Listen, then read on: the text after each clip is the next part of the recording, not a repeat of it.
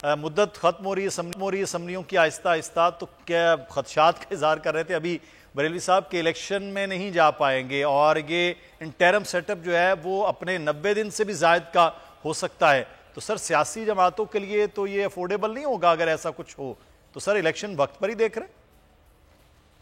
देखिए सर, बात दरअसल ये है कि अदम इस्तेहकाम वाले बंदे का तो हो गया टोटल एक्सपोजर, जिसने जानबूझकर अदम इस्तेहकाम पैदा करने की कोशिश की जब उसने नेशनल असेंबली से इस्तीफे का ऐलान कर दिया जी।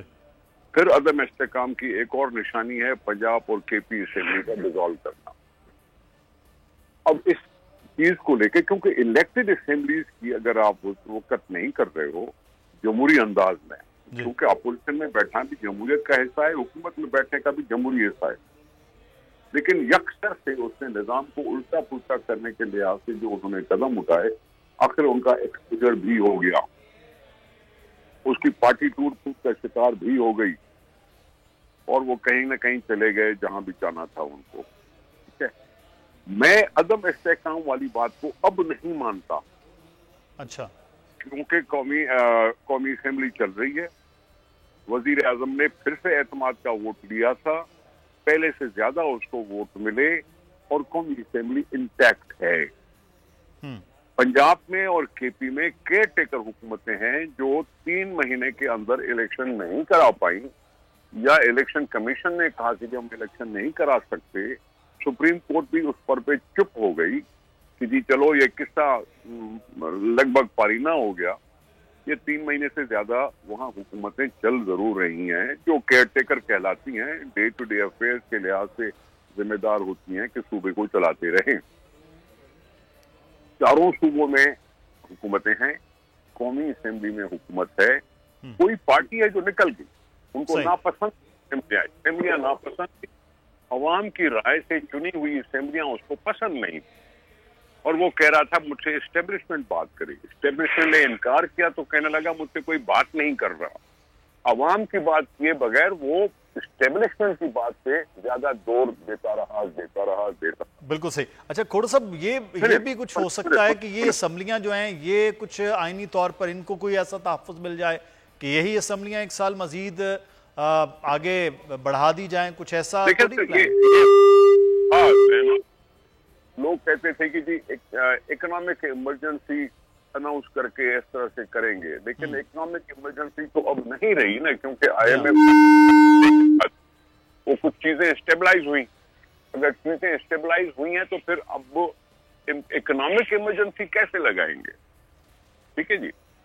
रही बात केयर टेकर हुकूमत ने तो आना ही आना है। अगर 13 अगस्त को असेंबलियां खुद अगर खत्म हो जाती हैं उनका, तो 7 दिन के अंदर इलेक्शन होंगी। अगर 13 अगस्त से पहले हुकूमत जो है वो असेंबली डिसॉल्व करती है तो फिर इलेक्शन नवंबर में होंगे। अब ये सूरत तो आईनी तौर पर यही मौजूद है, इसके अलावा और कोई मौजूद नहीं है। आईनी तौर पर तो यही चीज है और आइडियल भी यही है।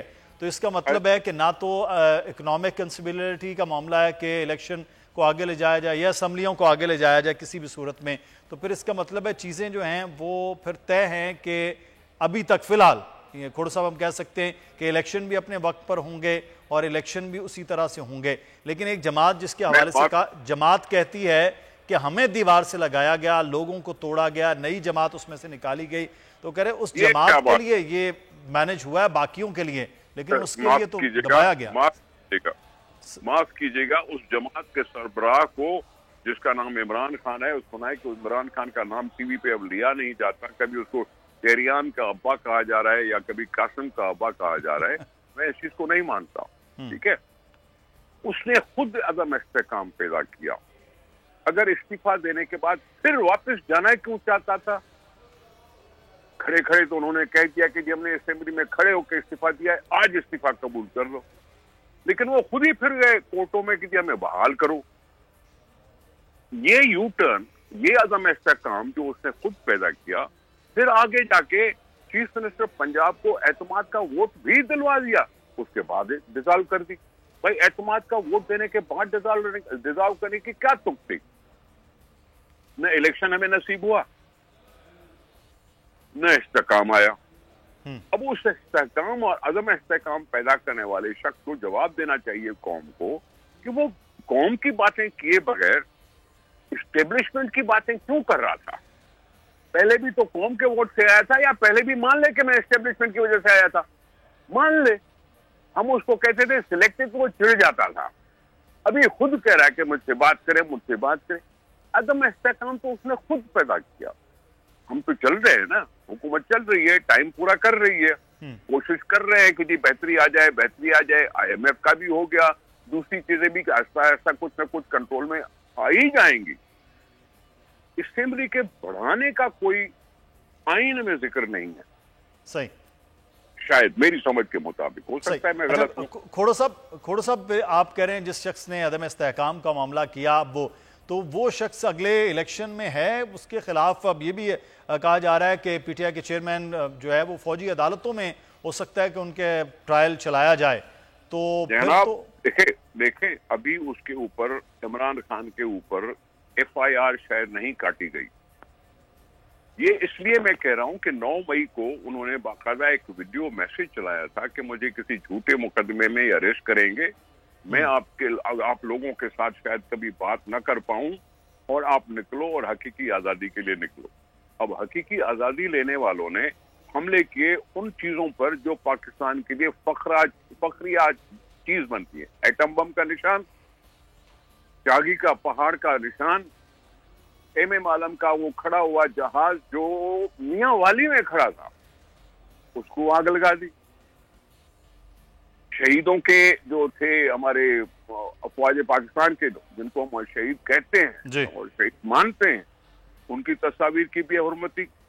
फिर जिन्ना हाउस, रहता वहां कोई भी है लेकिन बाहर नाम लिखा हुआ है जिन्ना हाउस। सही, अगर जिन्ना हाउस पर हमला करता है तो फिर फाउंडर पर हमला करता है। मैं तो पहले भी ऐसी बात पे इनको कहता था कि ये जिन्ना का पाकिस्तान है, इसको नया पाकिस्तान क्यों बना रहा है। अगर आपको ये वीडियो पसंद आई है तो सब्सक्राइब कीजिए और बेल आइकॉन को प्रेस कीजिए।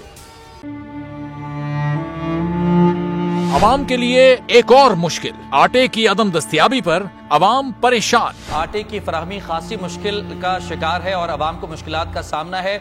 शदीद गर्मी में यूटिलिटी स्टोर्स के बाहर लंबी लंबी कतारें। घर में आटा नहीं है, घर वाले जो है ना हम लोग तंदूर के आटा लेके, रोटी लेके जो है ना उसी पे ही गुजारा कर रहे हैं। बोल ने निभाई सहाफती जिम्मेदारियां, पहुंचाई घर घर ये आवाज। यूटिलिटी स्टोर से सस्ते आटे का हुसूल शहरियों के लिए ख्वाब बन गया। बोल न्यूज हकायक सामने ले आया है। आओ मिलकर आवाज उठाएं, पाकिस्तान को बदलें बोल के साथ। बोल बना अवाम की आवाज। अवामी शिकायत पर बोल ने किया मुताल्लिका इदारों से मुतालबा। सुबह 6 बजे से आकर ये लोग आटे का इंतजार करते हैं। 7 बजे आई हूँ और नहीं मिल रहा है आटा, पैसे नहीं होते थे उधारे लेकर आती हूँ। वो कहते हैं जी 7 खजूर लाजमी लें, हमारे पास आटे के पैसे नहीं होते तो खजूर कहाँ से लें।